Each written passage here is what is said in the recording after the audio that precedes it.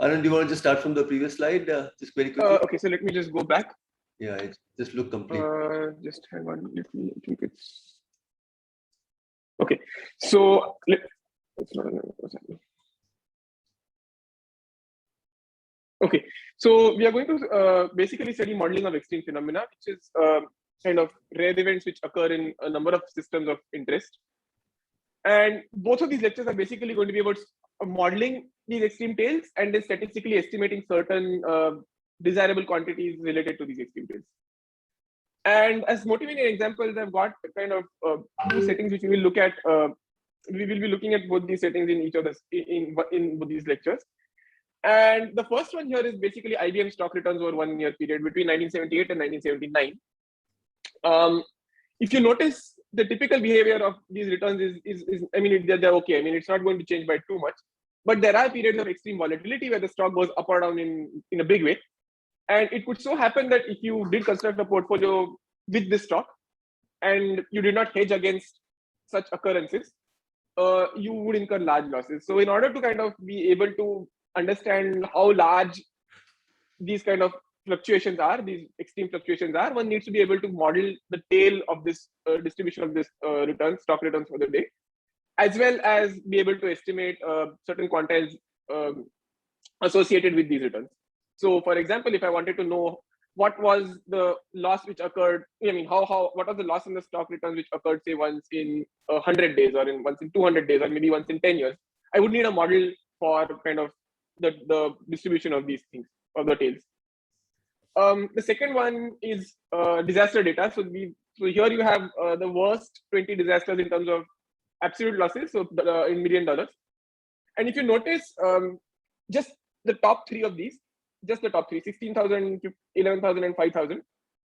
If you add them up and you add the others up, so this constitutes about half of the rest of them. And so this is typically how disaster losses actually occur, in that the worst disasters which you will see will constitute almost like say 10% of the loss of the rest next, say 20.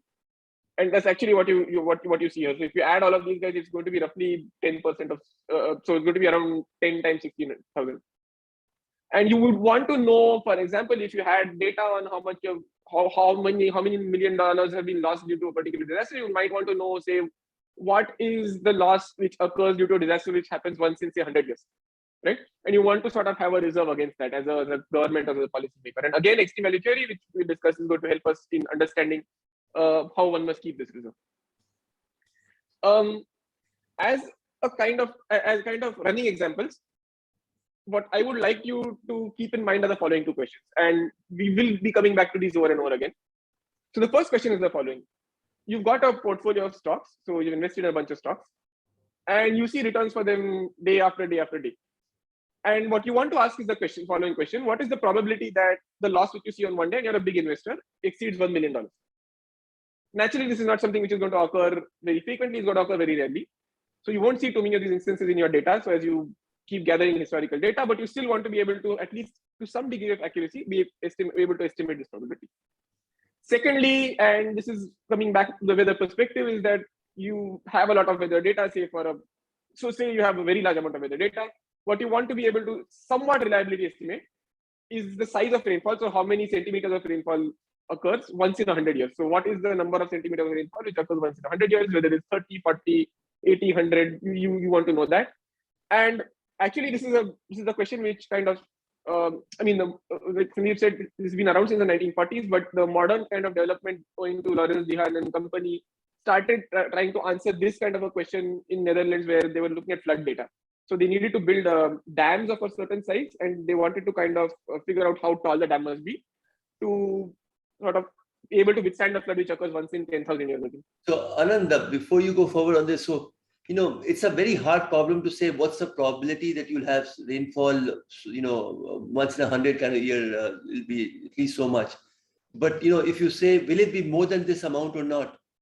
That's a somewhat simpler problem to handle. Just like when we are building dikes in Netherlands, if I build dikes which are 5 meters, then I say, will the storms cross this dike in 1 in 10,000 years? Yes or no? That's an easier question to answer. So my question to you is, have you seen literature of that sort so far? Testing on tails, on tail distribution. Okay, so no. actually something which I've been trying to look at because machine learning people are starting to get interested in this stuff. And there that question comes naturally, like whether a particular, whether you basically do testing of hypothesis on extreme quantiles with just small amounts of data. Right. Yeah. No, that makes sense. Okay. Yeah. But so actually these things have applications in fairness. So like if you wanted to have an algorithm which was fair towards a large population, you could think of, like the tail behavior is a small subpopulation which you did not want to antagonize. Right. And people look at these problems, but I've not found any statistical hypothesis testing formulations for this setting. I would imagine there would be somewhere. There would be something. I just have not searched the right literature. Yeah. Okay. Yeah. Okay. So the kind of thing here is that the whole scheme is going to be that tail risk estimation of this sort, whether it be finding probabilities of portfolio losses being large or finding quantiles of rainfall data, they are very central to a lot of reliability applications in engineering and in safety fields, and more recently in some kind of machine learning applications as well. But the problem here, and there's one more application which actually, so this one was a recent paper which I thought was rather amusing, where they apply extreme value theory to find out whether there's a upper bound to how long a human being can live. And they claim that it's 135 years with some confidence interval. So, you can even apply it to these kind of settings. So the thing is that the way to think of this problem is the following. So I'm going to talk about the rainfall example. And what you typically will have is access to a fair amount of rainfall data, say a few years. And you want to predict the quantile at a level 1 in 100. So you want to find the size of, so you want to find the amount of rainfall which is exceeded only 1 over 100 in once in 100 years. Okay. So that's what your target is. And you've been given historical data. One naive approach is to just order the data. So you kind of find the largest element and the next largest element and the next one and so on. Say you have 1,000 years of data and you just return the suitable statistic. So if you had 1,000 years of data, what you would do is you return the 10th largest one, and that would give you the level which is only crossed once in 100 years. But 1,000 years of data is too much to ask for. Typically, you will have only a few tens of years of data, and you want to be able to do the same thing what you did with 1,000 years to some degree of reliability with just few tens of years of data. And notice now that you're actually trying to find a quantile which is well beyond the range of how much data you have. And this actually is a very challenging problem because, how do you do this, right? So you only have 10 years of data. The largest number which you will see in all your data is going to be something which occurs once in 10 years, but you want to go 10 times more than that. So utilizing just the empirical distribution by itself, so just ordering these samples and just picking out suitable quantiles from that is not going to do you any good. Instead, what you will do is the following. You will utilize the information in the tail of the distribution. So the largest quantiles, you'll utilize certain shape information in the tail of the distribution. And using this information, you'll extrapolate out to the target region. So you look at how the rainfall data behaves, say around 1 in 10 years quantile, which you will have a reasonable amount of data at. And then you'll kind of just extrapolate out this behavior, and you'll make an estimate for what happens once in 100 years. Now, this is not going to be entirely accurate, but it's still going to be much better than what you can, without doing this, you wouldn't be able to do anything at all. This is a picture. This is what's going to happen. What you would do is the following. You look at something which is somewhere near the tail of the distribution. So somewhere here where you have a reasonable amount of data, but it's still a tail of the distribution. And you kind of pick the derivatives of the quantiles. So these are the quantiles which I've plotted. You kind of pick the derivatives of the quantiles. You estimate them in some way. And you would then stretch it out a suitable amount to your target region. So for example, if you wanted a once in 100 year event, what you do is say, find something which happens once in a year, which is still rare, but not very rare. You study the tail behavior of your empirical distribution around that point, and then you just extrapolate, say, by a factor of 100. And that would give you a reasonable guess of what happens once in 100 years under certain regularity assumptions on how the tails behave. And that is actually what extreme value theory is going to do. It's going to quantify, it's going to sort of make this it's going to give you a systematic framework in which one can do these extrapolations. A very important quantity to this end is to study how the right endpoint of the empirical distribution behaves. So you have been given n samples of rainfall data, and you want to see how the largest of these samples behave, right? Why? Because largest of these samples corresponds to the extreme event. And remember, what we wanted to do was we wanted to use the tail information in kind of the empirical distribution to sort of push out to the target level, which was well beyond what you observed in data. So the critical factor is kind of to study how something like this behaves. So you take these samples, the IID samples of data from a particular distribution, so the rainfall distribution, say, and you would then just see what they converge to. Take the maximum, see what it converges to. Unfortunately, in case of the rainfall data, what you can show, and this is an exercise which actually I have given in the homework, if the right endpoint was infinity, you can show something like this happens in probability. So just looking at maxima is not really, it's not informative at all. So you, but there's a hint out here, right? So just as if you look at, for example, sums of random variables, if you add them up, they are going to sort of diverge away to infinity. But scaled sums converge to the mean, right? So that's exactly what we're going to look at. Instead, what we are going to ask, in order to sort of understand how the tails of the empirical distribution behave, is how the scaled and shifted versions of these maxima look like. So you take a sample, you kind of scale it appropriately by linearly moving it to a particular point and then scaling things down. And now you take the maximum of all these things and you ask the question, does this converge to a particular distribution? And this distribution is going to be what is going to help you do this extrapolation from these intermediate kind of levels to your target level, and is going to help you sort of reasonably accurately at least estimate what the scale quantile will be. And like I mentioned, extreme value theory is what is going to provide the framework for doing all this extrapolation. It's going to characterize what these limits are in a very precise way, and it's rather beautiful. And I hope at the end of this you will be as excited about this as I am, because it is something which is it is something which is not trivial at all, and it's I think it's extremely useful as well. So before I kind of proceed further, I'll just maybe pause for a minute, and if you have any questions, you can ask.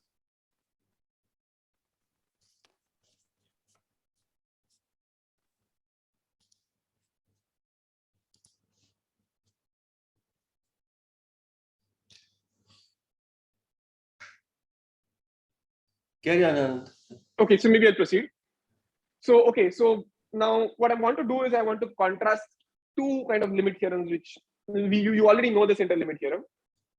This is the theorem which deals with location scale maxima, so it deals with tail behavior, and I want to contrast them a little bit. And if you think of a little bit, these represent kind of extremes of large sample behavior, right? So the center limit theorem is telling you how averages behave, so how averages deviate from the mean value. Whereas something like this, and because you're dealing with averages, this is kind of not very good for understanding how tails behave, like, which is what we want to do. But this one here, so the extreme value theorem, is going to tell you how scale maxima behaves. So that's going to tell you how the empirical distribution kind of behaves far away from the mean. And so they kind of represent sort of opposite large sample behaviors. And there's also more differences, which now I'll tell you. If you recall, center limit theorem basically tells you, like, if you scale by them, if you subtract the mean and scale by root n and you add these things up, they are going to converge to the same normal distribution, irrespective of what the distribution of your xi was. You take a Gaussian, you take an exponential, you take a Weibull, you take a Pareto with a finite variance, and they all go to the most same. Okay. In this setting, you're going to see a far more subtle behavior. You will get a limit here in most cases, but this limit is going to depend very heavily on what the distribution of xi is. So if your distribution of xi changes, this limit is going to change. Now, Anand, will you be able to comment on the stable law also for center limit theorem when the second moment does not exist? I don't know much about that. Okay, so I'm not much aware of that. Yeah. Okay, maybe next time if you have a little bit of knowledge. Maybe next time, let me. Yeah. So okay. So basically the limit here is going to depend on what your distribution of xi is. So the tail of xi is going to govern the limit, whereas here, if you can see, I mean, whatever your xi was, it just converts to the same. Also, another very critical factor, and this has kind of limited the application of extreme value theory in a lot of places, is that here the rate of convergence is fixed. So the rate of convergence to the mean is just 1 over root n. Whereas here it could be a potential issue, and we'll see it in a few numerical examples later on. In that you would converge to this distribution, but you would converge very, very, very slowly. Like, I could make it arbitrarily slow by changing certain factors. And this is sort of limited the applications of extreme value theory, but I mean, yeah, it's still being used in a lot of places. Okay, so what you want? So okay, so now let's get to let's do a bit of math right now. So okay, so we want to find out what the distribution of this one is, right? So you want to find out what this one converges in distribution to. So instead, what we can do through the convergence theory is we can look at the cumulative density function of this whole random variable. max of xi minus an or bn. And if you do a little bit of calculation, a little bit of algebra, what you'll figure out is that the probability that this whole thing is less than or equal to some little x is f power n of bnx plus n, right? Where bn and n are some real valued sequences, and f is the distribution of the delta x. So x has been drawn IID from f. And now you want to just ask whether there is a limiting distribution G for which this convergence happens as n goes to infinity. And if we have this, then we will have that the distribution of this one converges in, this one converges in distribution to something which has a law G, right? Now, I mentioned that it depends very heavily on tail distributions, and I would like you to keep this graph in mind. So here what I've done is I've plotted the CDF, so the f for different xi's. So the first one is kind of exponential, where f is equal to, f of x is 1 minus e power x. The second one is log normal, slightly heavier than that. So it's like 1 minus e power log x square. And the third one is a Pareto, where it's like 1 minus 1 over x. So this is a genuinely heavy tail. This is something in the middle. And this is a very light tail. And what we will see is that the behavior of these two differs. So like the extremal behavior of these two differs significantly from the extremal behavior of this one. And intuitively, the way to see this is that this so whatever this converges to in the limit is going to depend strongly on how quickly f converges to 1, right? Because you've got f power n out here, and you want to, so like depending on how quickly f converges to 1, f converges to 1 as x goes to infinity, this one is going to converge to something. The what it converges to is going to depend strongly on what the tail of f looks like. In order to motivate some calculations further, let me give you two examples, which are going to again serve as sort of benchmarks for what we are going to do later. So suppose x is an exponential distribution where its CDF is just 1 minus, so this means that f of x is just 1 minus e power minus x, okay? And now let's ask whether there exist constants an and bn such that this one converges to something which is non-trivial. And well, let's just try something. So let's try putting bn equal to 1, and let's try putting an equal to log n. Okay. And if you do a little bit of calculation beyond this, well, you get by putting an equal to log n and bn equal to 1, what you'll get is f power n of x minus log n. So this one is equal to this guy.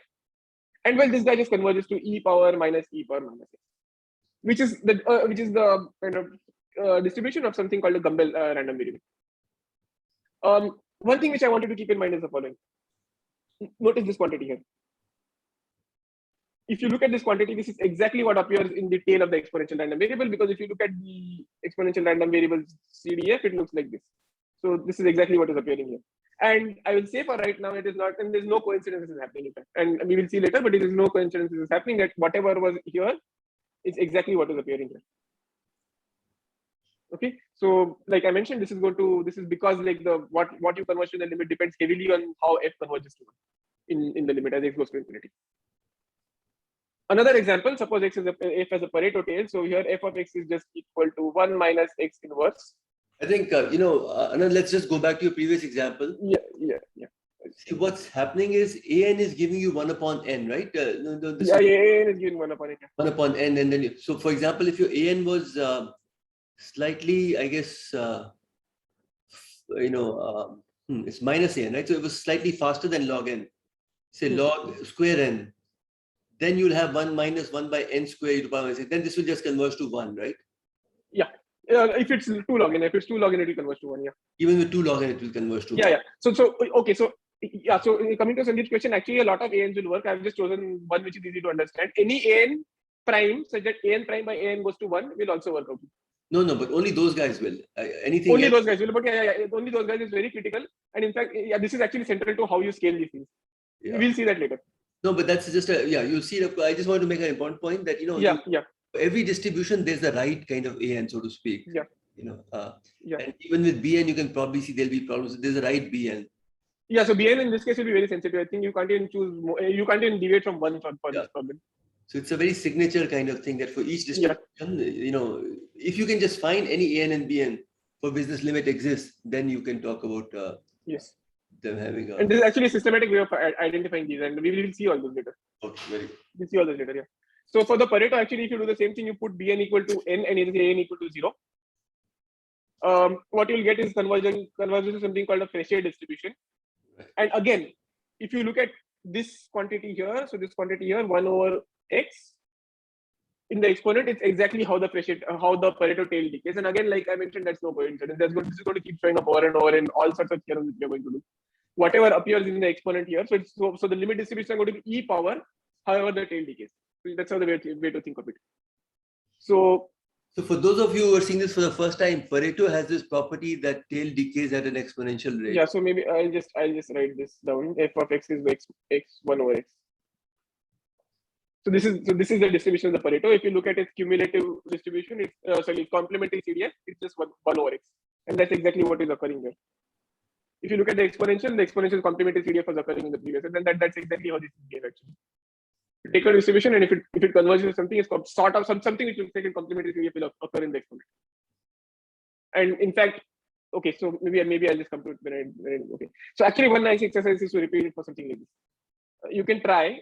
I'll give you a reference to it, but this is a nice exercise to see like what AN and BNs come out if you have a distribution or something like this.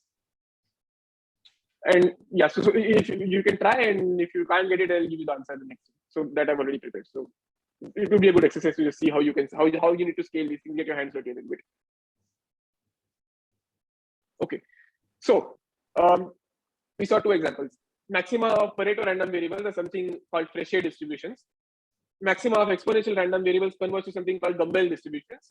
And also the exponent was exactly the same as the rate of decay of the tail of the respective distributions, right? We are going to ask two questions here. Number one, was this a coincidence, or is there a systematic way to characterize what those limits will be, right? Are there, is the class of limits so large that you can't do any estimation, or is there just a small class of limiting distribution which one can get? And the answer to this was actually given by Fischer and Tippett in 1928 and Nedenko in 1943. And this is kind of a very celebrated theorem in extreme value theory. So this is where it kind of started. Also, the study of extreme kind of started with this theorem. And what we will see is that the kind of distribution which you can converge to, in fact, is just, you can just characterize it by one parameter. That's all you need, just one parameter. It's not something which is incredibly large. So one parametric class is slightly larger than what happens in central limit theorems, where you have just one unique distribution, but still it's just one parametric class. Okay, number two, we saw two examples, right? We saw an exponential distribution converge to something which had an exponential tail. We saw Pareto distribution converge to something which had a Pareto tail. Was this a fluke? Well, the answer is again no. And in fact, there's a very nice relation between the way the tail of the distribution of x decays and what this limit is. And that comes back to Sandeep's question about choosing the scaling factors. The scaling factors will determine on how your tail decays, and they will sort of yes. And the limit will also depend on how you choose these scaling factors. So we will be answering these two questions in the rest of the talk. And what is the condition for this convergence? Which convergence? For what is the condition on F for, or the samples from? Okay, so so right now it's IID, but you can extend it to certain dependent time series also. But so it is for all the distributions? No, not all. I'll give you a counter example. I'll give one counter example. So for example, if x was Poisson, it's not going to work. Or if x was geometric, it's not going to work. Discrete distributions don't go very well in extreme value theory because they put point masses on single points. Continuous distributions generally do go with extreme value theory because they're sort of having a nice continuous CDF. Okay. So one condition, the immediate condition is if you had densities which are monotone, then this will go through for most cases. So like Pareto time monotone densities, then this will go through. Okay. But yeah, there are any order of Pareto, like any order of Pareto, any order of Pareto works. Yeah, even Pareto as a mean is not finite. Even that will work. I see. Okay. Okay. So in order to get a flavor for what the limits were, again, these are going to be two token cases. Like I said, this is the CDF of the exponential, and this is the CDF of the Pareto. So let me write this down: Pareto here and exponential here. Let's look at the Fischer limit with respect to the Pareto. Now the blue one here is the Pareto distribution, which is what is converging to the Fischer limit, and the red one is the Fischer limit. Now, if you can see, these are almost indistinguishable, and I've gone quite far into the tail. I've gone to a level of 0.95, so like 1 in 5 over 100 quantile. But you can see that these are very much alike. And if you do the same thing to the exponential, it's going to be even quicker, so I don't even think you can see these properly, but they are going to be the same. These are like plots of the these are like actual plots of the respective CDFs. And what's happening here is that if you look at these maxima, if you take a lot of samples, you keep on, you take the maximum scale, you take the maximum scale and divide it by a suitable thing. It's sort of getting attracted to a particular class of distributions. And suppose this condition holds, right? So suppose f power n, suppose there exists bn and an, so scaling constants and shifting constants, such that for every continuity point of the distribution G, and we'll see actually it's not every continuity point, it's actually every point because this distribution is going to be continuous. So for every continuity point of the distribution G, something like this holds, then we say that f is attracted to the domain of G, right? So, and we just represent it neatly by something like this, right? So when I say f in D of G, I mean f is in the domain of attraction of G, which means that the maxima of IID draws from f scaled and normalized suitably converge to G in distribution. And what we like the questions which we are going to answer basically now are like what are the domain of attraction distributions which one can get, like all these distributions, like class of all possible domain of attraction distributions, and what kind of distributions are attracted to a particular member of this class. So you fix a particular member of this class. What are the kind of distributions whose maxima are attracted to this member? So these are the two questions which you're going to answer. This is a celebrated theorem due to Fischer, Tippett, and Nedenko, which basically says that if f is attracted to the domain of attraction of G, I mean if f is attracted to G, then G is just of one of three types, unique up to scaling and shifting. Either it happens that G has some a distribution something like this, which you saw in the Fischer case, where I just took alpha equal to 1, where for Pareto's, or it has a Gumbel distribution, which is something like this, which you saw in the exponential case, or it has something called a Weibel distribution, which I will not get into it because this works for kind of maximum of bounded random variables, which I will not talk about today or even in the next talk. But what you can see here is that if I parameterize using just this alpha parameter, modulo translations and scaling, these distributions are just characterized by one single scalar. That's it. All possible limiting extreme value distributions are characterized by one single scalar. And what I mean by scaling and translation is I could have had something like g of x equal to say bx plus c power minus alpha. That is allowed. But there is a way to get around this. But the key parameter here is just alpha. So it's just one single scalar parameter which characterizes all possible classes of domain of attraction distributions. And this is an extremely non-trivial result actually, because it is telling you that like you have this huge class of distribution is converged to something, but the limit is just something which you can very easily estimate from data, say for example by estimating alpha. And that's actually going to be the name of the game when we come to statistical estimation in the next class, estimating alpha. So that's all it is. So all possible domain of attraction distributions are just characterized by one single parameter, and that is how heavy your tail is. Alpha is just corresponding to how heavy your tail is. What I'm going to now do is I'm going to give us a brief outline of the proof of this theorem.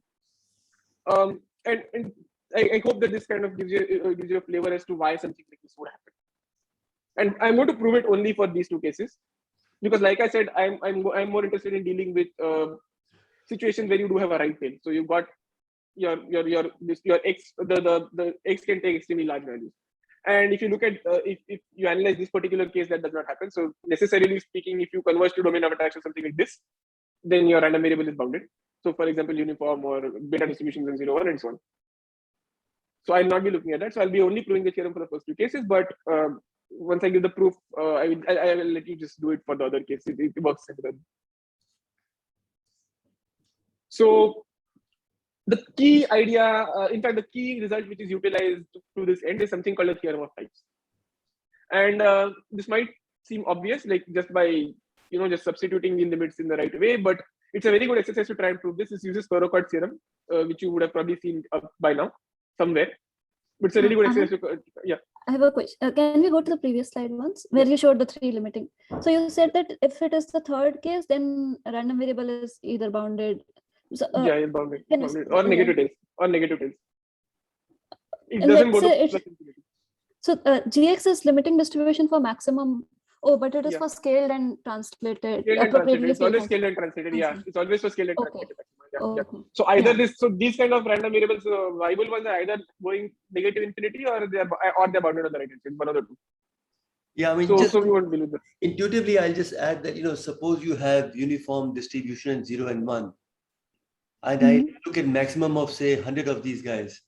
It's clearly getting very close to 1, right? Yeah. That's the limit. So the issue really is how close, what's the distribution close to 1, basically? And that, imagine, if you were to draw the PDF, it depends on how your PDF looks like very close to 1.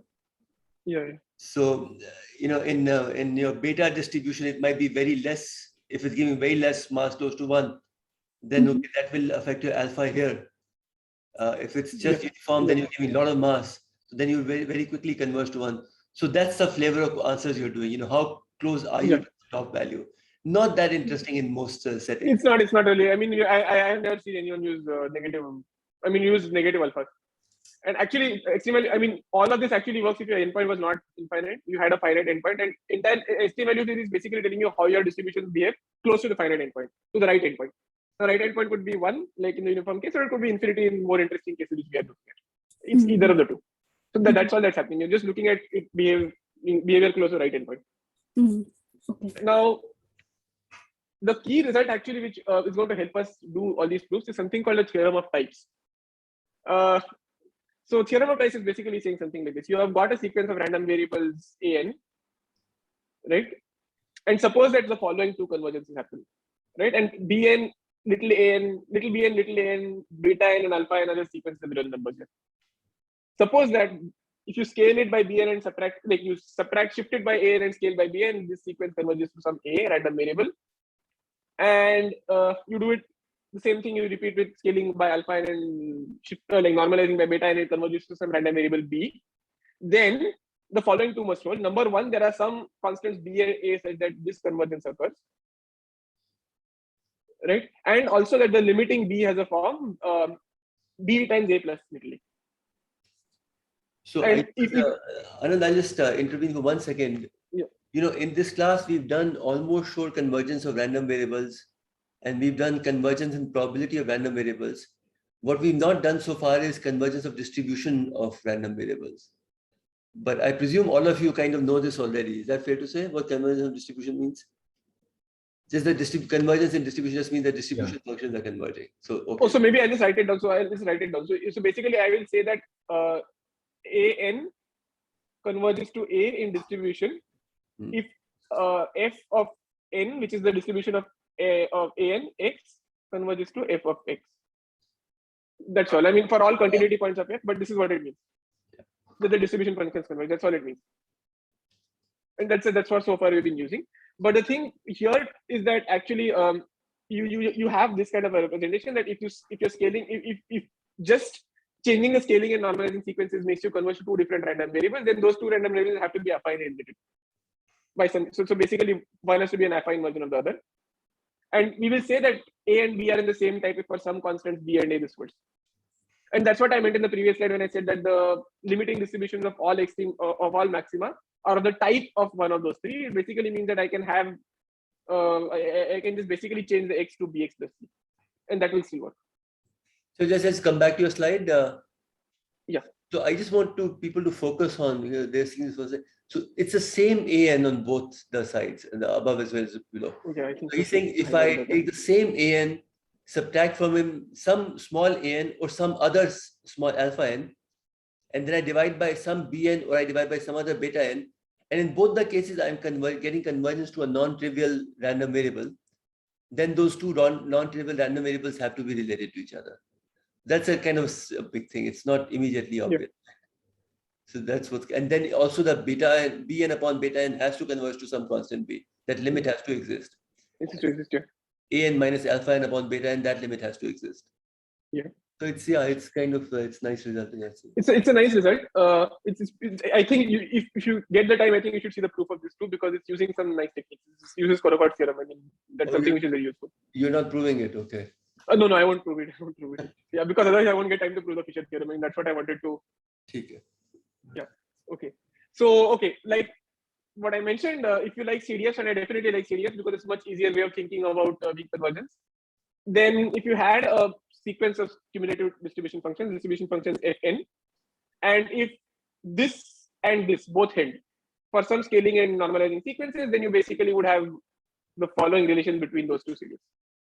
So they're just affinely related again. So this is just like a, yeah, this is the equivalent representation. So hold on, this n is a subscript, or is it based on the power? Oh no, this is a subscript. So if I had a sequence f1, f2, and so on till fn. I see. So the fn is, I think of fn as a series of a. Yeah. So and like scaling, and if I scale them in different ways and they converge to two different things, then whatever those two different things were, they have to be affinely related in this way. For some B and A. It's a little bit easier to think of this in terms of series because it's something which we are much more used to seeing than something like this. So I mean, this is actually a nice way. So this is arbitrary sequence fn of CDF. Arbitrary sequence, yeah. I see, but the same sequence for both. Okay. But it has to be the same sequence, yeah. The key part is that you are scaling and normalizing the same sequence by different things. Okay. Okay.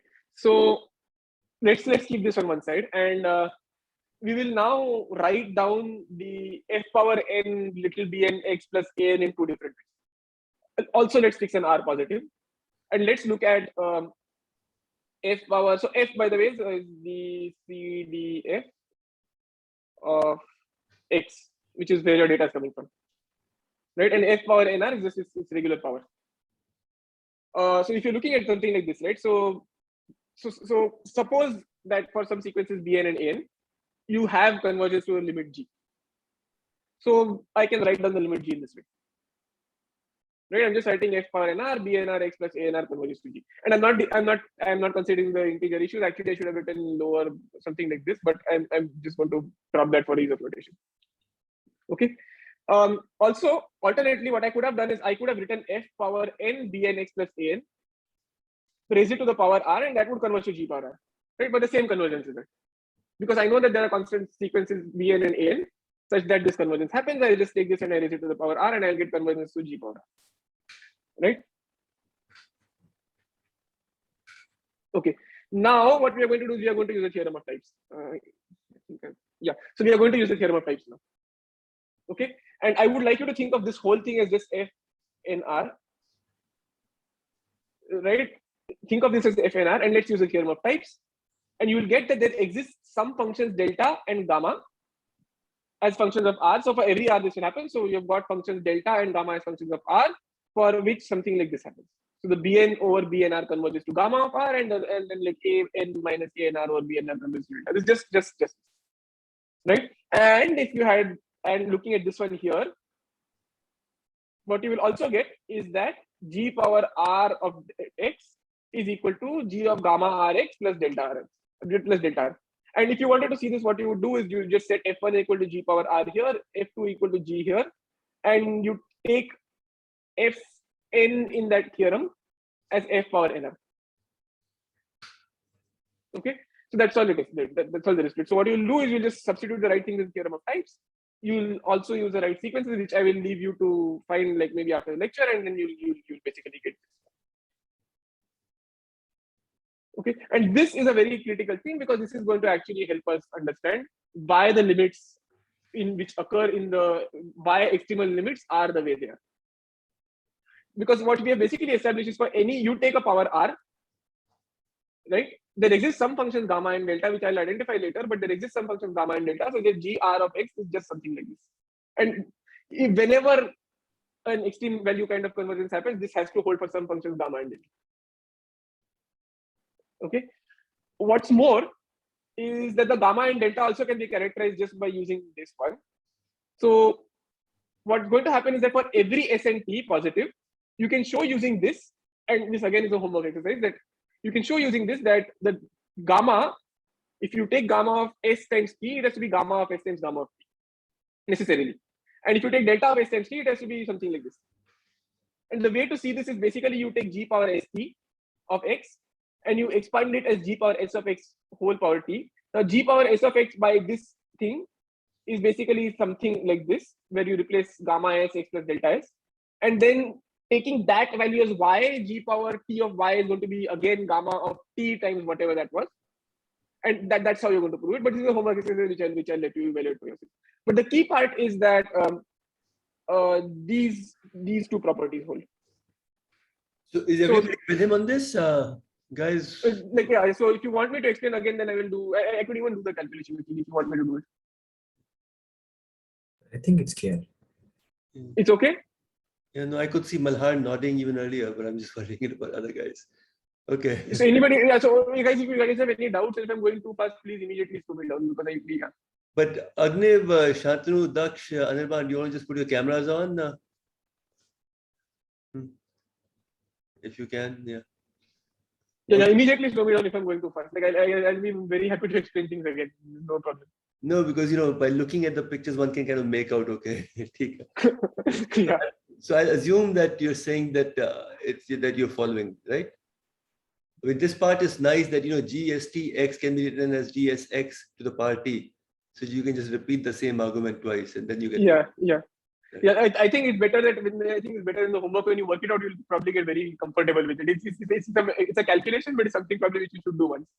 Like if you want to understand exactly what is going on here. So okay, so the key part is going to be what I have in the blue box here. And that's going to basically be the whole story as to why you're getting the kind of limits which you're getting. And what one observes is that if you look at the gamma here, you see that if you take gamma and evaluate it at a product, it's the product of the individual terms. Gamma evaluated at the individual terms. And in fact, it turns out there's only one kind of function which has this property, which is not zero.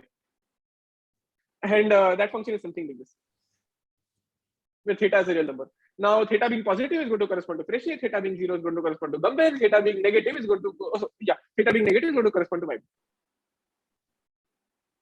And that's all there is to it. If the theta was positive, you would have a Gumbel thing. If theta would have a Pareto positive, you would have Pareto thing. If theta was 0, you would have Gumbel convergence, and if theta was negative, I'll let you prove that you would have Weibel convergence. And we are going to see each of these cases now. So let's first look at theta equal to 0, the Gumbel case. And what I've done for convenience is I've just listed down the formula for delta here, which is going to be sort of how you evaluate. So if theta was 0, so basically you have gamma of t to be t power 0, which is just 1. And then if you evaluate delta of s plus s times t, you would notice that delta is additive. So basically delta of st is equal to delta of s plus delta of t. Right? Just put this equal to 1. Right? And this has a solution, just delta of t equal to minus c times log t. Right? And now if I went and plugged the whole thing back into G, what I would get is that the G satisfies the following kind of functional equation. G power t of x for any t is g of x minus c times of s, where c is some constant. And it turns out that again, the only function which satisfies this equation, and you can show this, and I will give you a reference to it, is a function of this sort. But what is this one? Well, this one is of the same type as the Gumbel, right? Because the Gumbel note, remember, was e power minus x. And everything which is a linear and also like a scale plus shift version of this. So basically the limit in case the theta was 0, so if you had Gumbel type tails, is going to be something like this. And we can repeat the calculation for Pareto, for Fischer. So for Fischer, what's going to happen is you've got, for this case, you basically have gamma of t equal to t power minus theta for some positive theta. And if you now look at this equation here, rewrite it and compare it down, you basically get something like this for some c. Something like this for some c. C could be 0, C could be positive, C could be 0 or positive for some c. Okay, and again, if you take this one and you do some calculation and you plug it back here, what you will get is that the G function, so the limiting distribution function, has to satisfy this functional equation. And in order to show you what kind of limits you get here, let me for now shut off this one. So let me just take this one and let me just cancel this. So C is equal to 0. So let's just look at this. So G power R of x is basically G of R power minus theta. And now you will believe, now it's probably believable that G is of the type something like this. E power x power minus theta, because if I took G power R of theta here, I would basically be able to pull R power minus theta out. And that's all. Again, then basically what you have is that G is of the type of a Fischer. change C, you'll get a different constant in scale. You change C and you'll get a different scaling and normalizing constant. But you will see later on that actually you can in threshold case C is equal to 0. So basically it's exactly it. So what we have seen basically is that you have a you write down this functional equation. Due to the form of the functional equation, what you have is that this gamma parameter which scales the x and the g has to be r power something negative. Depending on what that negative is, you'll get different tail periods. Either you'll get Gumbel or you'll get Fischer or you'll get Weibull, but Weibull a little bit. The calculation is similar, so I'll just let you do it for yourself. And the key part to notice here was that this kind of functional equation, the only non-trivial solution to it is like r power minus theta plus some theta. Positive, 0 or negative. Yeah, it's just a mistake here. Okay, and with that we have the following theorem. Because if you had like positive theta, you got something like this. If you had 0 theta, you got something like this. If you had the Weibull, which I'll not talk about, you got something like this. And for now, what I'm going to do is I'm going to cross out the Weibull because we are not going to talk about it in either of these lectures. And therefore, we are just successfully answered question 1. So, what is the class of all limiting distributions of maxima of random variables, scaled maxima of random variables? Well, it's a single parameter for all practical purposes. And the parameter is just governed by the heaviness of the tail. So this is something nice because you can now estimate it. You can estimate the tail from data because it's just one scalar parameter, and you can do nice statistics on it. So that was the Fischer-Tippett-Derengo theorem, which basically says that if I have maxima of x, I remove the appropriate constant an and I scale by bn. This is going to converge to something of one of these two, either this one or this one or this one. You might have noticed that the delta and the gammas, well, delta and gammas are actually going to be very closely related to an and bn. So we will see that, but we will see that. So the delta is going to be exactly equal to bn, and the gamma is exactly equal to an. That's how you arrive at. It's one way of arriving at the scaling and shifting constants. Okay, so some notation. Because I said it's a single parameter class of family, let me just index it the following way. If it is Fischer, then I'll write P alpha of x, where alpha I will represent as the tail heaviness. If it is Gumbel, I will write P infinity of x because it's decaying slower than any exponential. Just this infinity actually has a meaning later. We'll see that the infinity actually has a meaning, but I'll write P infinity of x for now. And for Weibulls, I'm going to just write this, but you won't see Weibulls after this slide. So this is a single parameter class of distributions, which I'm just going to index by the tail heaviness parameter alpha. So that's by that we have completely answered the first question. So if you have convergence of scaled and shifted maxima, it's going to be a single parameter class of distributions as your limit.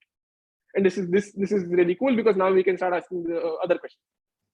If you give me a particular tail, like I know how heavy the tail is, which of these does it fall into? We saw Pareto's fall into this one. We saw exponentials fall into this one. And the question we are basically going to ask is how far can you deviate from a Pareto so that you still fall into the same class? And how far can you deviate from an exponential so that you still fall into this class? So that's basically the question which we are going to ask. Now, Anand, since you've been reading all this stuff, suppose your xi's were not IID, but they were stationary distributed with some kind of shortage dependence between them, right? Some kind of time series, etc. Yeah. Have you seen similar theorems hold in that setting as well? Yeah, so there are. So for shortening time series, actually, same thing goes through. As you make the dependence heavier and heavier, there's, I think, the results will say that until a particular point you get convergence and then something else happens. I'm not very familiar with that setting though. Oh, is there they actually use this for Arch and Cut. So Emirates book actually has got a good discussion on it in chapter 7 and 8. I see. So there is a well-developed theory. Okay. Is there anything surprising? I don't remember. Okay. I don't remember. I've not actually done much work in time series, like heavy time series. All right. But these results do carry through to large class of stationary processes as well. I see. Okay, so we are going to basically now answer the question that, so maxima, like question 2 was basically like you've got Pareto distributions for maxima. So for maxima of Pareto distributions, we had on one hand the Fischer limit. On the other, for maxima of exponential and Gumbels, you had the you had the Gumbel limit on the other hand. And we want to basically answer like, okay, how far can I deviate from a Pareto distribution to be in the domain of attraction of the same phi alpha, and how far I can deviate from the exponential distribution so that I am in the domain of attraction of the Gumbel. So Gumbel is one thing, the rest of them are just a single parameterized class, alpha positive. And in order to do that, I'm going to derive the following equivalence condition. So we saw that the maxima converge implies there was a nice condition on the cumulative CDF, and equivalently we also have that maxima converge if and only if the following condition happens. And here is where the tail CDF is going to start showing up. So F bar is basically. Sorry, is there a log there in the F bar, or what's going on? No, there's no log. There's no log. How did we How did you conclude? Yeah. So okay. So let's look at this. So this is e power minus x power minus 1, right? G of x. You take the log, the x power minus 1 comes out, and you take the minus, you get x power minus 1. So basically, this one is going to look like. So this one is basically going to look like x power minus alpha for some alpha. I see what you're saying. No, I think what you're saying is, let's look at f bnx plus an, the whole raised to the power n. Right? That's what you're claiming, right? F of bnx plus an. Yeah. N, Whole power n. Yeah. Converging to g of x. Yeah. And now you're writing that f as 1 minus f bar to the power n. Yeah. You know? Yeah. And now maybe you're. That's converging to g. You take a log. Right, and then this is basically going to go to 0 because you've got a right infinite tail. So this is going to go to 0. Yeah, exactly. That's what you have. This is exactly what you have. And now you're somehow claiming that this implies if you take the. Yeah, so if you take this log of 1 minus this guy is going to be minus of this one. First order approximation. Oh yeah, that's what you're doing. Okay, you just. Yeah, and then you have n times this one, 1 plus O1 equal to log of g of x. Yeah. Take the minus on the other side, you get exactly this. So you're using the fact that log of 1 minus x looks like. Yeah, maybe I'll write that down. Yeah, so basically log of 1 minus x looks like minus x if x is small. That's what's helping you. Okay, good. Yeah. Right? Yeah. And this is actually where the No, okay, sorry. I had a question, but yeah, maybe after this discussion. Sure. Okay, so this is actually where the tail is starting to show up. So F bar actually governs the tail distribution. So it's the complementary CDF. F bar is going to govern how quickly your tail decays, and basically now the way the tail is decaying to 0 is starting to show up in some sort of a limiting form. And in fact, one can do the argument the other way as well. So if this holds, then the domain of attraction condition, if you write it down like f power n of whatever, just becomes 1 minus f bar whole thing power n. And because this condition, you know that f bar bn plus an is of order, like it looks like minus log of g over n. Plug that into this one here. What you'll get is 1 minus log of g over n, 1 plus I guess log of g over n plus little o of 1 over n. Right? This is just by the convergence, by this convergence, and this power n. Right? Now this will basically look like e power log of g, right? Because of this little o one term, I can ignore this one, and that basically just gives me g of x. Sorry, so what's the point of this slide? Just can you give the. So this is the equivalent. So the equivalent. So basically, you want to move from maxima, distribution of maxima, to tails, because you want to relate how the tail of random variables. So like how the domain of attraction limit relates to the tail. No, so let's just get. So you're saying you're going in two directions, right? So Yeah. In the box, you're saying that suppose the first property is true. Yeah. Oh, so this is an equivalent condition. So this is an equivalent condition to the domain of attraction condition. So I'm just trying to establish that. So that are equivalent. So like if you get domain of attraction, then yeah. Yeah. So first, the red box is an equivalent condition. Yeah. So that's one part of the story. You just got an equivalent condition. What's the other conclusion you're making? So this is just proving the equivalence. That's all. You're just showing the equivalence. Okay. Yeah, just showing the equivalence. So the conclusion will be in the next slide. Yeah.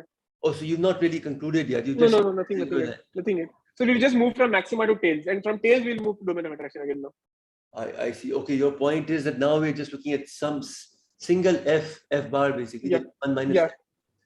And if we get that's so this is equivalent to what you had said earlier, basically. Yeah. So we'll just keep this in mind now. We'll just keep this in mind, yeah. Okay, so the next tool which we are going to use is something called regular variation. So you've gone from domain of attraction to studying how tails behave, and the kind of tails we are going to look at are something called regularly varying tails, and you can think of regularly varying functions as variants of polynomials. Mathematically speaking, a function f is regularly varying with a rate p. So I'm going to write it as f lying in Rv of p if the following condition holds. So you take f of t times x divided by f of t, take t to infinity, and that should converge to x bar. It should hold for all x. Okay.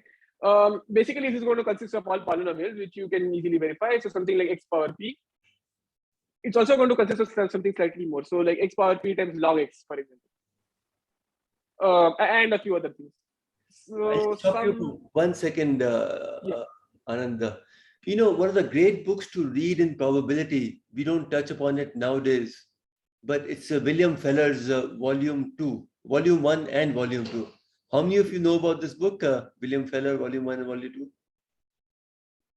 It's kind of, you know, he was a master in probability, but this regularly varying discussion, it's very nice, nuanced discussion. And that's a great reference for generally reading about probability, you know, kind of away from measure theory.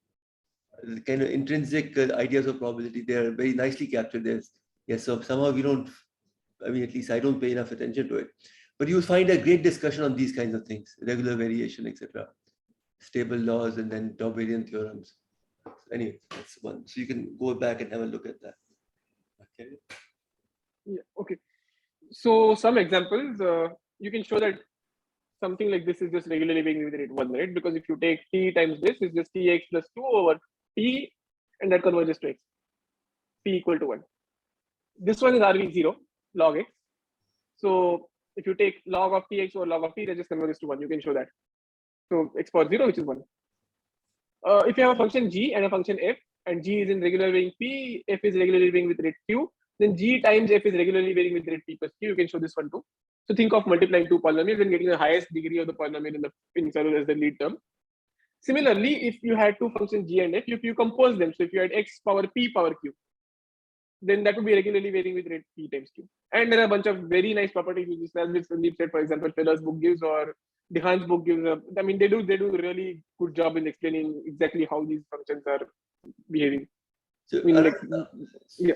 I just kind of interfere again, but you know, because it's not new notation for some students, I'll just make a point here. First of all, let's just state that f of t of x divided by f of t converging to x to the power p. You can see that this will be satisfied if f of t of x is a polynomial function, right? Yeah.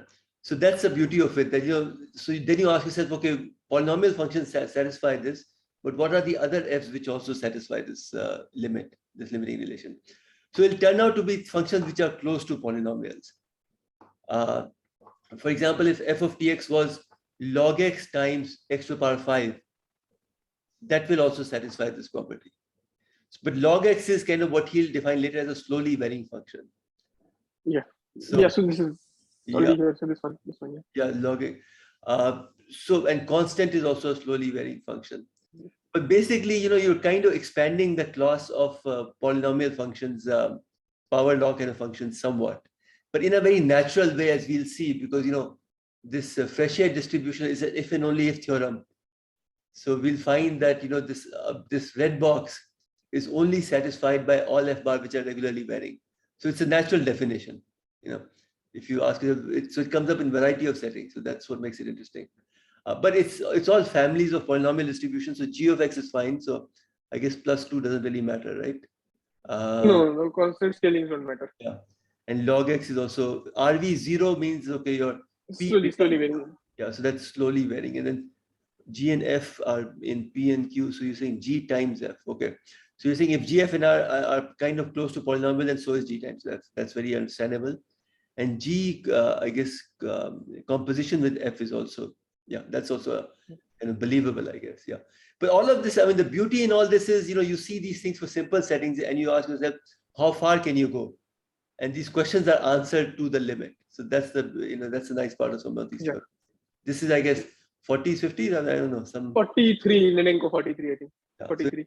It's the kind of work that's. So basically, that's what's going to happen. So this is like I mentioned earlier, saying how far you want to go from a pressure is going to tell you exactly how far you can go from a pressure to be in the same domain of attraction. In that, you have to be regularly varying the same index as a pressure, and then you're fine.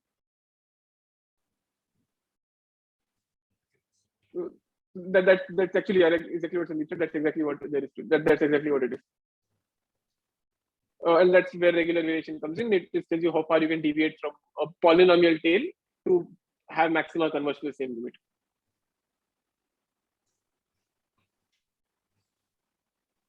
So, okay. So the theorem which we are going to try and prove is the following. We are going to show that for a positive alpha, this is alpha positive, so maybe I just note that down. So alpha positive. For alpha positive, f is in the domain of attraction of phi alpha, so maxima converge to phi alpha, if and only if the tail CDF is regularly varying with a rate minus alpha. So that's a big result, right? Yeah. Yeah, this is a really big result because it's going to basically tell you how far you can deviate from a. So you recall that Pareto was in the domain of attraction of a Frechet 1. This is going to tell you how far you can deviate from the Pareto to be still in the domain of attraction of Frechet 1. So like how large this class is. And this is tight, so that like if this is not, so for example, if this is not satisfied, then this won't happen. So it's a tight result, which is sort of what the really cool part is here. That is exactly classifying all the distributions lie in a particular domain of attraction class. I mean, it's nothing more, nothing less. Do you mean regularly varying with alpha rather than minus alpha? Minus alpha. So x power minus alpha is the tail, right? So alpha is positive. Yeah, alpha is positive. Yeah. Okay. So the tail so maybe this one. I think in the previous. There's a minus g of log x right here. So. Okay. So yeah, so if you are in the domain of attraction of alpha, which is like e power minus x power minus alpha, phi alpha, that's the class. So this one is just e power minus x power minus alpha, right? Then your tail looks like x power minus alpha. That's what this theorem is 1 by saying. x to the power alpha. Okay. Yeah. So that's exactly what this theorem is saying. Well, not just this, it can be something like this times say log x or log square x or something like that. So this is quite a large class. I might have the definition of f bar. Oh, so f bar is just 1 minus f. Just 1 minus f. F is just 1 minus f. So if you're talking about tails, f bar makes much more sense, right? Whether it's going to 0, but is it decaying polynomially or exponentially or in a Gaussian sort of way, super exponentially? So that's why f bar is natural. Okay, so this is going to be the exact characterization, but before that, we must choose what the scaling sequence Bn is. Because remember the regular way, so like the domain of attraction condition does come with the scaling sequence. And the scaling sequence also is kind of natural for this case where you're going to say that you scale by just the 1 by n quantile, right? So your scaling sequence Bn is going to be the inverse of the cumulative CDF at level 1 over n, which is basically that level which is only exceeded with probability 1 over n. So this basically is the level x, such that P of capital X greater than or equal to x is just 1 over n. Yeah, it's just 1 over n, yeah. Assuming continuous random variable. Now, why is this natural? Because you've got n samples, right? So the largest of them must be somewhere near the 1 over n quantile. It's for the Pareto, for the other one it will be something slightly different for the dumbbell. But for at least Pareto, is the largest of the n samples must be somewhere near the 1 over n quantile. So this is seems to be reasonable. So why would this logic not be true generally? Oh, because for exponentials, for example, you choose the Bn to be 1 because the maxima are sort of very closely cluttered because the tail is too light. For Pareto, the tail is heavy enough so that the samples are sufficiently far away spaced, so that the largest sample will be somewhere near the 1 over n quantile. I see. So if the probability of exceeding something is some point x is 1 by n, yeah, n samples, the largest, should it not look like that number? I mean, no, it should. But the thing is that in this case, there is no minus. So the an will be 0 here. So what you're shifting the samples by. So it's kind of easier to explain it in the Pareto. Because in the other case, it will happen just that the samples are much closer to each other in absolute distance. Okay. So what you need to do is shift them and then scale them down by something else. So I'll give you what the scaling and shifting is. There's a way to choose it. Chalo, okay. The intuition is much more easy to understand here because there's no, it's just scaling. So the an is just 0. So you basically have max over I xi from 1 to n over bn. No n. I see. Okay. So like if you did this, then basically what you're doing is you're constraining your samples to. I mean you're basically scaling by the size of the maximum sample. So you hope to get something non-trivial in the limit, which is what you do for IID sums, for example. Right, the size of that is equal to n, so you scale by 1 over n.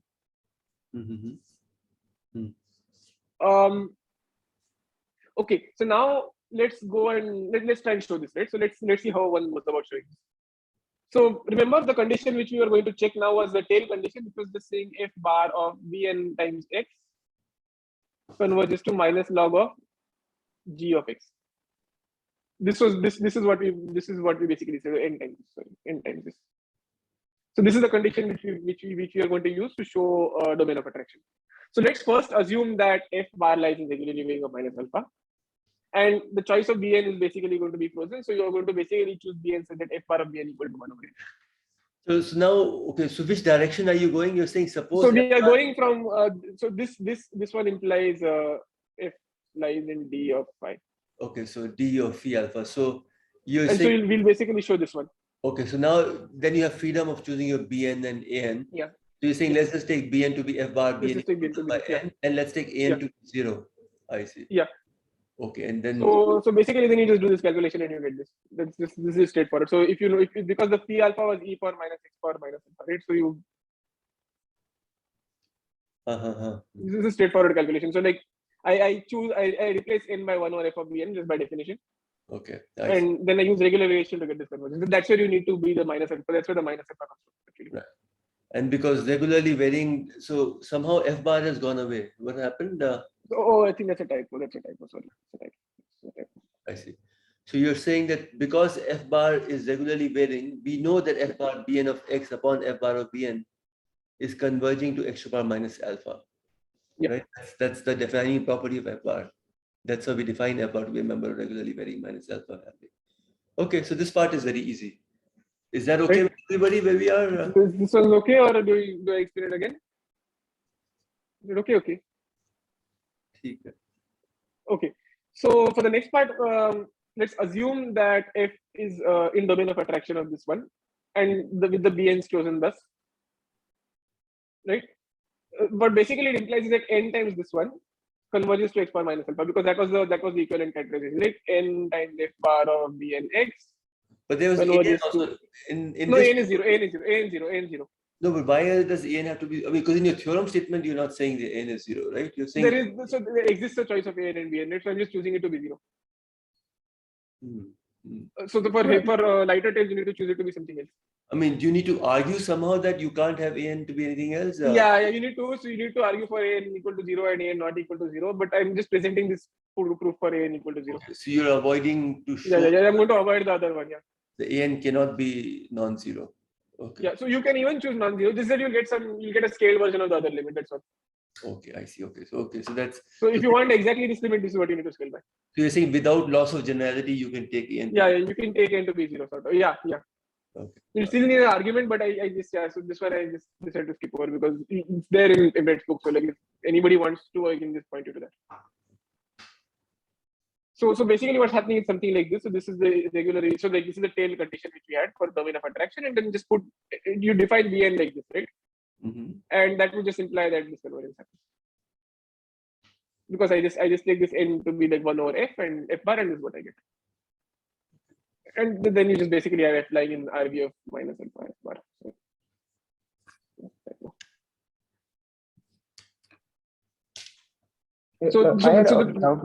Sorry. Yeah. In the first argument, so are we assuming there that this it is already like belonging to the class of something, and then proving? Yeah. So we are assuming that f bar lies in regularly varying minus alpha. Yeah, that's fine. Like, is it true for that if any f bar lies in RV of minus alpha, then it's like tail distribution will converge? Yeah, that's what we're defining. That's the definition. That's exactly what we're defining. Yeah, that's exactly how we're going. Yeah. So it means that condition that he has shown below That is true. F bar Bn x upon F bar Bn is converging to x to the power minus alpha. That's the membership criteria of F bar being regularly varying with minus alpha parameter. Yeah. Oh, no, my doubt was that NF bar Bnx is equal to minus log of phi alpha x. This assumes that its tail is something. No. So okay, so x power alpha, if you look at x power alpha, it's log of e power minus x power minus alpha, right? Yeah. Right. Now this we defined as phi alpha of x. Yes, that's phi alpha. Exactly. We just defined it as phi alpha of x from the previous one. So basically what you're getting is this one, and then this one we saw was an equivalent characterization for domain of attraction. So like if this was, then domain of attraction was. And conversely, you basically go the other way and you show the other one. So I've just done this for one part where a equal to 0, but if a not equal to 0, you can also show it. I'll just point you to the proof if you want to see it for that setting.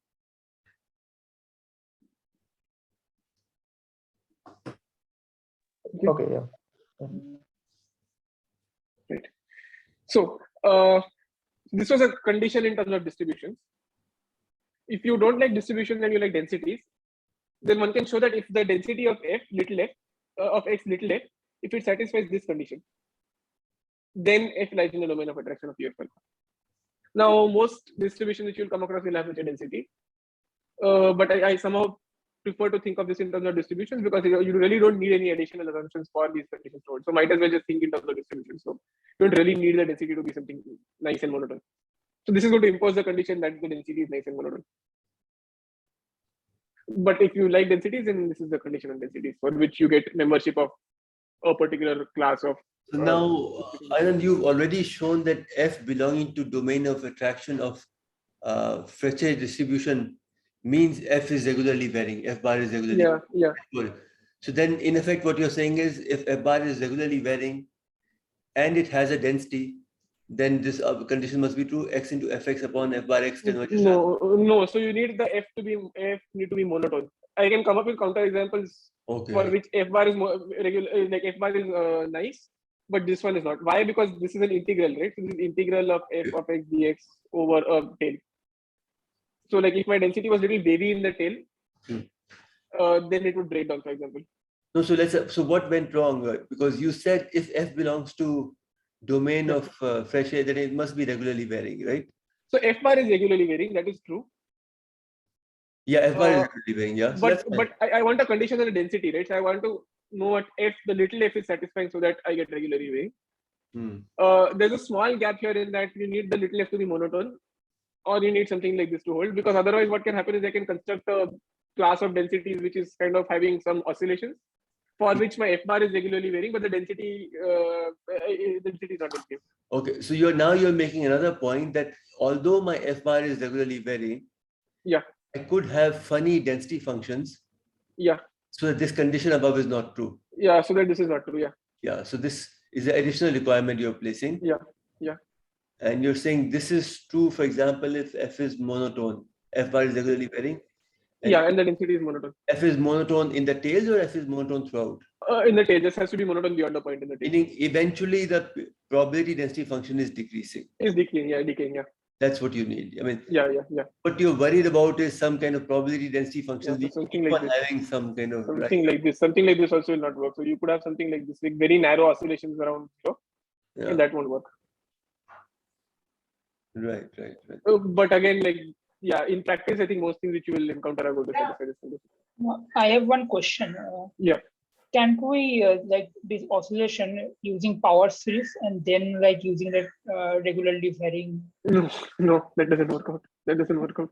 So basically, so if you wanted to say that the so this is actually a theorem from Dehaene which imposes the condition that if I had something which was the integral of something regularly varying and monotone, then that was regularly varying.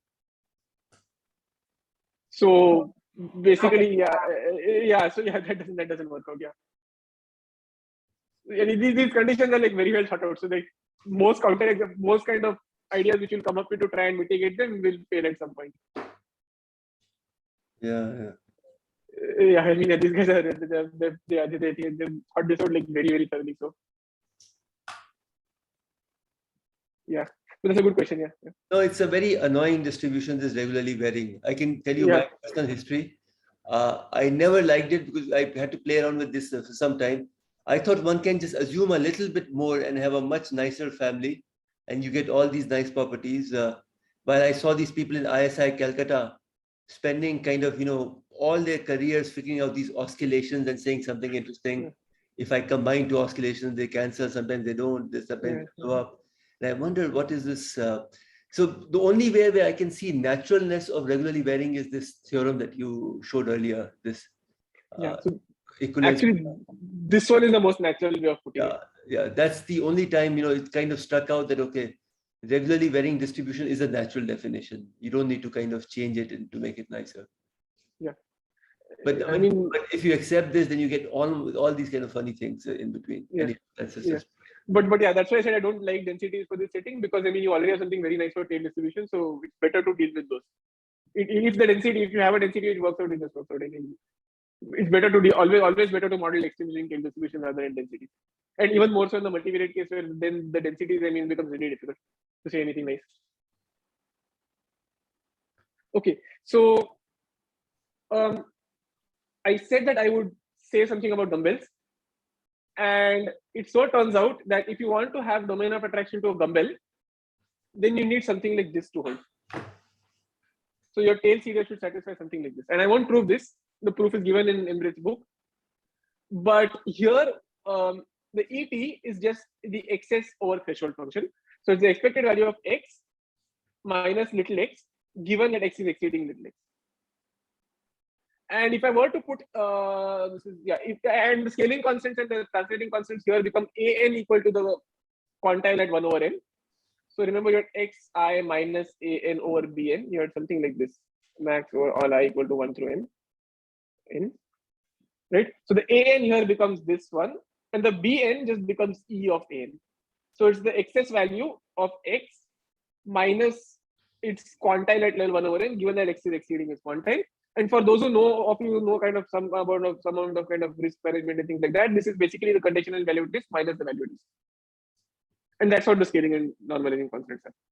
So if you had lighter tails, you basically need to scale first. You need to kind of subtract the value at risk and then scale by whatever is remaining from the conditional value at risk after subtracting the value at risk. And that's what gives you the non-trivial distribution. This is a little counterintuitive. It's not counterintuitive. The intuition behind this is not very easy, but the way I like to think of it is the following: if you had a Fischer type tail, so genuinely heavy Pareto tail, then what did you have? You had Bn equal to f bar inverse of 1 over n, right? The scaling constant was that, and the an was just equal to 0. But it so turns out that if you are in the domain of attraction of a Fischer with a positive alpha, like if you are in the domain of attraction of something with a positive alpha, then you can show that the log of that random variable is in the domain of attraction of a dumbbell, subject to certain conditions. And so basically, if you're taking x over bn, where bn is this one, and now if you take log of this one, it's going to be log of x minus log of, minus log of bn, which is kind of what is showing up here. I mean, this is not an exact argument, but it kind of explains why the scaling constants are multiplicative in the heavy tail case and why they're kind of additive in the other one. Why these turn out to be these particular things, you have to just actually do the calculation. Okay, and this is if and only if, right? You only need. This is also an if and only if, yeah. I see. So it's I just say a few things about this. Gumbel distribution. So what have we done so far? He has said viable distributions are bounded random variables, so probably are not so interesting. So we kept them aside. And then he said, okay, let's look at Fischer distribution, which have basically polynomial tails, and it's an if and only if thing. Individual xi's have a polynomial tail, then their maximum also has a polynomial tail with the same decay rate alpha, polynomial decay rate. So that's one part of the story. Now, what else is going on?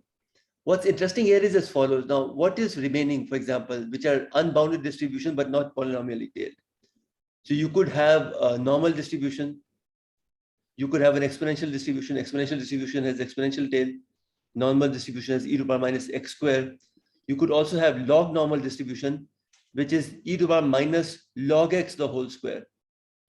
See, that's also kind of, it's faster than polynomial, right? But slower than exponential. So all of those distributions turn out to be Gumbel type. It's quite surprising that they all kind of have limiting distribution as this dumbbell type. But I mean, the subtlety lies in getting the ANs and the BNs right. So AN and BN are different for every for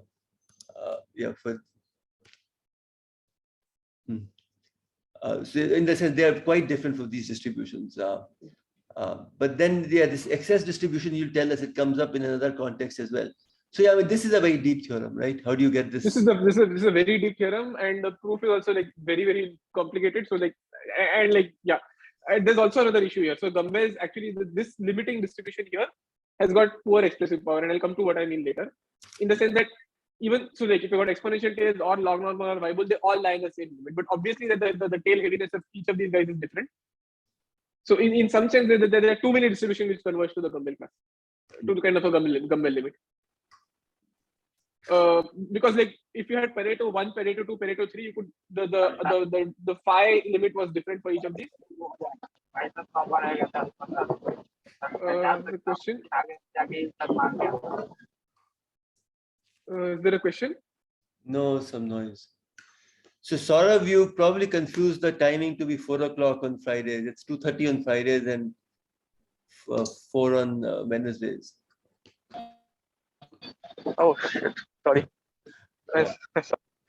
Sorry. We'll have the video on, so you can see the video later, and you also have the slides already. But maybe I should just post the time in the morning because it is a little confusing. Go ahead, Anand. Sorry, you should. So the thing is that the issue here is that actually dumbbells that the number of tails which converge to the dumbbell limit are too diverse. So I could have a tail which is of this type, e power x, that would converge. Something like e power x power minus alpha would converge, and even something like e power log x power 2 would converge. Yeah, and obviously these are like very. Anand, not minus. If you're keeping alpha to be positive, that not. Oh yeah. That's right. Yeah. And even something like this would converge, and these are like very different types. For example, this one has this one has no exponential moments.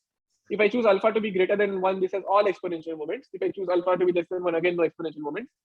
This one has some exponential moments and not some others, and so on. The thing is that these are like very different types, but they're all being bucketed in the same kind of thing, right? And in some sense, the Gumbel limit it's got kind of poor expressive power because it's bucketing a whole bunch of tails all into one category.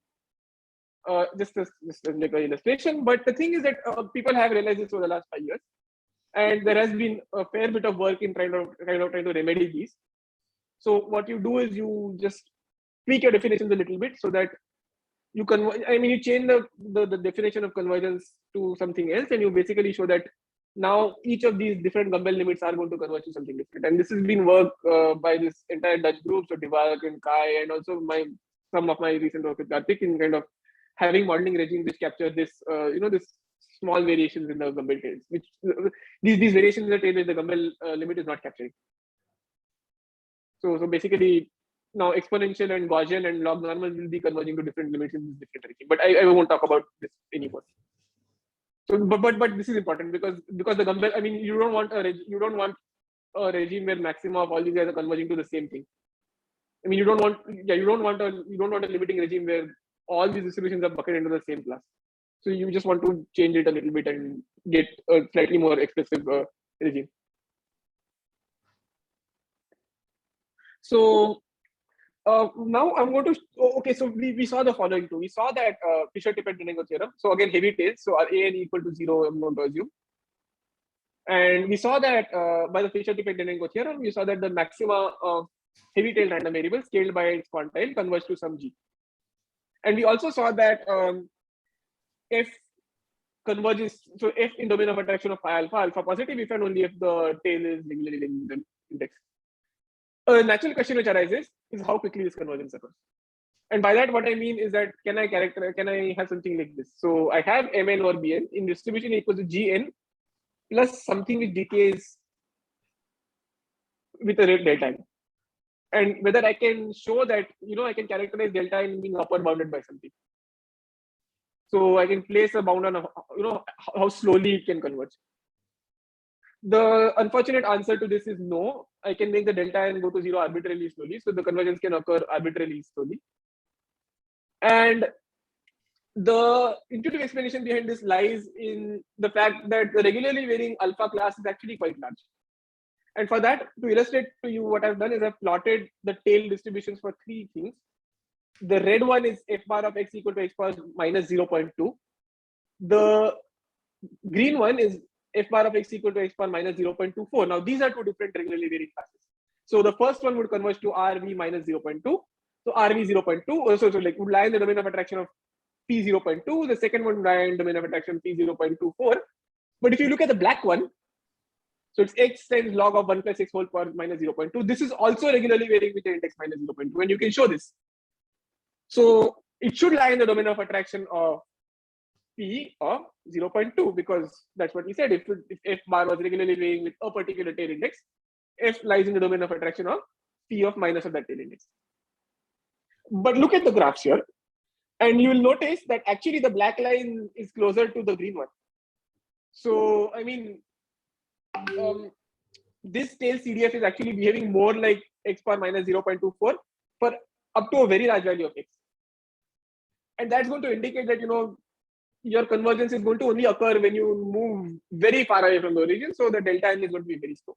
And in this case, it's going to be, in fact, logarithmically slow in n. And I can mess things up more by just adding, terms which are bigger and bigger. And this can be made log n or log n or log n and so on. The saving grace here is that one can place a condition on what kind of tails you look at to place a bound on delta n. And most practically occurring scenarios, you will not see something like this.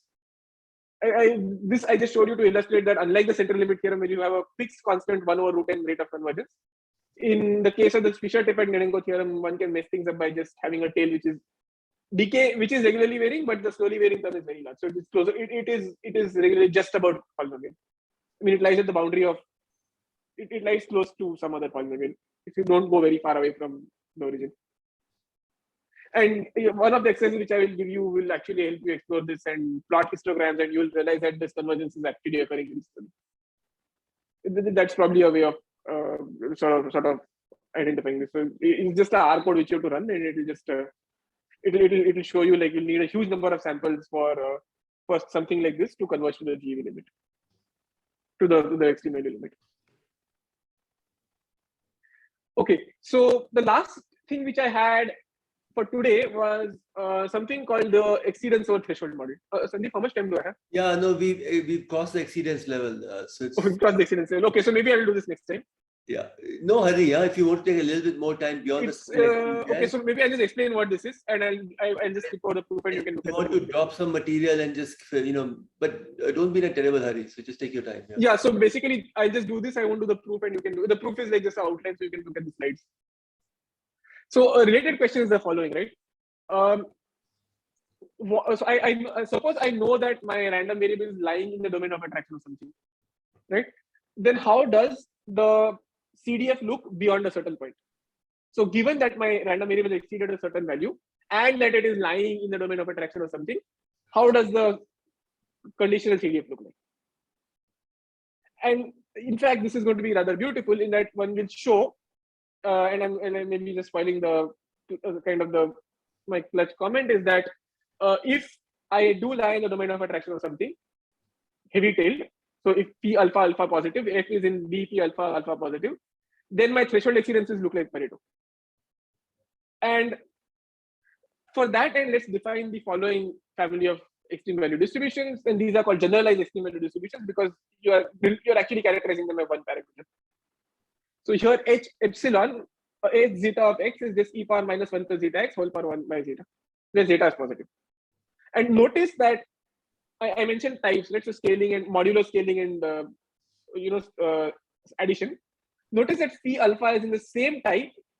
So H psi is in the same type as phi of alpha, where phi of alpha was just e power minus x power minus alpha, but with psi equal to alpha inverse.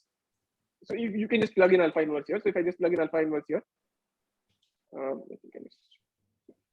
if I just plug in alpha inverse here, if I just plug in alpha inverse here, I get alpha here, I get 1 over alpha here. So this is of the same type as e power minus x power alpha. right? And let me also define a related distribution. So this is something called the generalized Pareto distribution, which is basically the log minus of log of this. So this is something which has a heavy tail with rate 1 over psi. It so turns out that the following holds.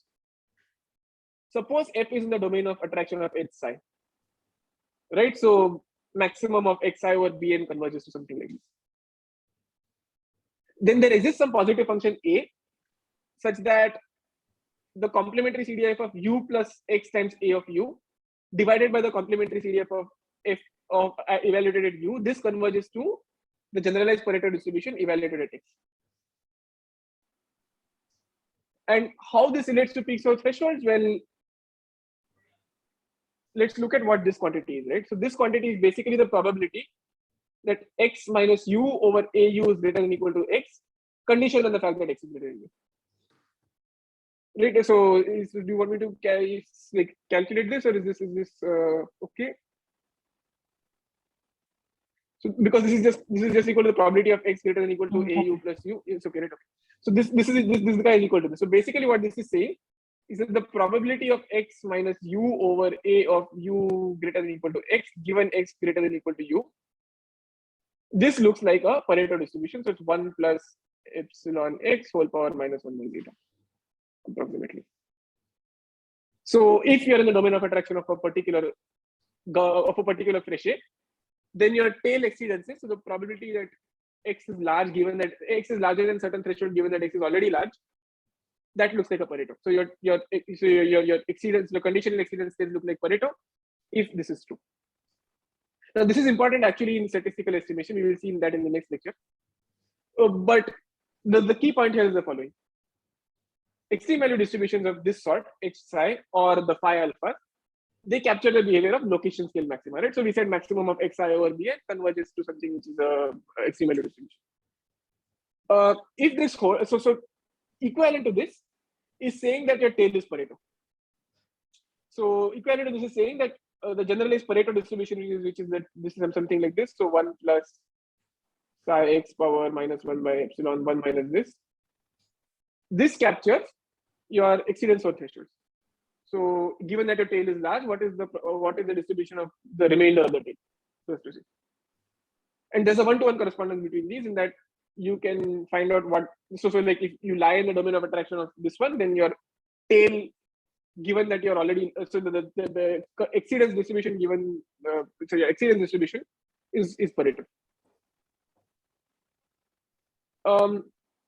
We will use this a fair bit in the next slide. In the next lecture, where we'll do statistical estimation, and this is going to be key to actually answering the question like how does one go about estimating quantize of rainfall data, so like which occurs once in 100 years. So that's going to be the basis of a lot of statistical estimation. So I just wanted to preview this one.